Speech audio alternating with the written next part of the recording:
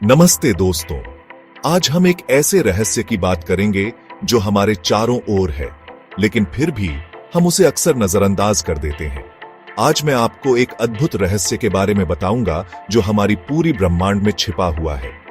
यह रहस्य न केवल हमारे चारों ओर है, बल्कि यह हमारे भीतर भी है। इसे कहते हैं 1.618 गोल्डन रेशियो। यह एक ऐसा नंबर है जो हर जगह मौजूद है, चाहे वह प्रकृति हो, कला हो या गणित। गोल्डन रेशियो, जिसे हम फाई पीसाई भी कहते हैं, एक ऐसा नंबर है जो प्रकृति, कला और यहां तक कि गणित में भी बार बार दिखाई देता है। यह एक प्रकार का जादुई नंबर है जो हर चीज में संतुलन और सौंदर्य लाता है। यह रेशियो लगभग 1.618 के बराबर होता है। यह संख्या इतनी महत्वपूर्ण क्यों है? क्योंकि यह हमें दिखाती है कि कैसे चीजें स्वाभाविक रूप से विकसित होती हैं। चलिए देखते हैं यह कैसे काम करता है।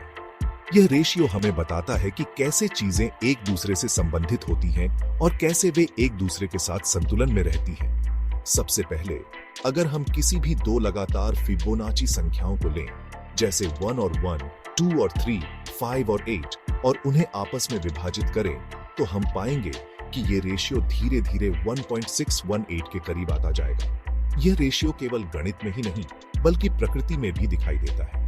यह हमें दिखाता है कि कैसे प्रकृति में हर चीज एक दूसरे से जुड़ी हुई है, और उन्हें आपस में विभाजित करें तो हम पाएंगे कि ये रेशियो धीरे धीरे 1.618 के करीब आता जाएगा। ये रेशियो हमें दिखाता है कि कैसे चीजें स्वाभाविक रूप से विकसित होती हैं। अब बात करते हैं प्रकृति की। अगर आप सूरजमुखी के फूल को देखते हैं तो आप पाएंगे कि उसकी पंखुड़ियों और बीजों की व्यवस्था में भी गोल्डन रेशियो है। यह रेशियो हमें दिखाता है कि कैसे प्रकृति में हर चीज एक दूसरे से जुड़ी हुई है। अगर आप सूरजमुखी के फूल को देखते हैं तो आप पाएंगे कि उसकी पंखुड़ियों और बीजों की व्यवस्था में भी गोल्डन रेशियो है। यह रेशियो हमें दिखाता है कि कैसे प्रकृति में हर चीज एक दूसरे से जुड़ी हुई है। समुद्री सीप, पाइन कोन और यहाँ तक कि हमारे अपने डीएनए में भी ये रेशियो दिखाई देता है।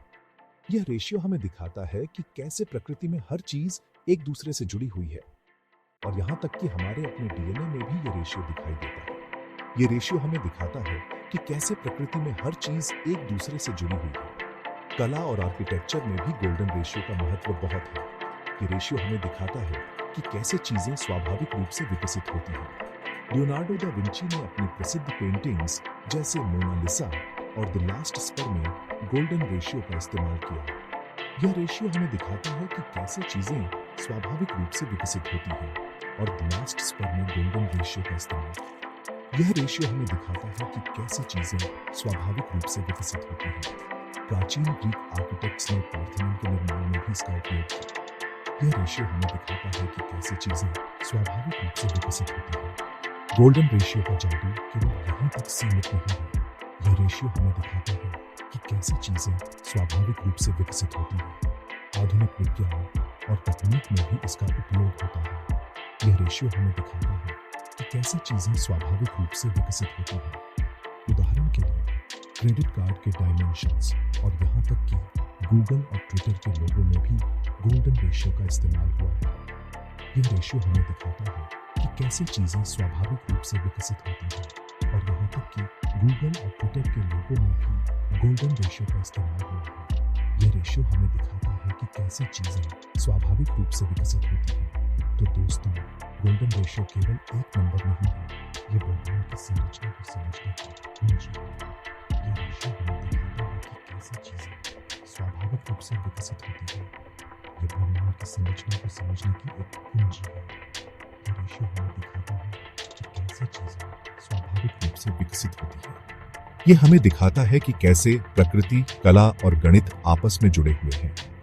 ये रेशियो हमें दिखाता है कि कैसे चीजें स्वाभाविक रूप से विकसित होती हैं। अगर आपको ये वीडियो पसंद आया हो तो लाइक और सब्सक्राइब जरूर करें, और हाँ, कमेंट्स में बताएं कि आप गोल्डन रेशियो के बारे में और क्या जानना चाहते हैं। और हाँ, कमेंट्स में बताएं कि आप गोल्डन रेशियो के बारे में और क्या जानना चाहते हैं। धन्यवाद, और अगली बार फिर मिलेंगे एक और रोचक विषय के साथ। धन्यवाद, और अगली बार फिर मिलेंगे एक और रोचक विषय के साथ।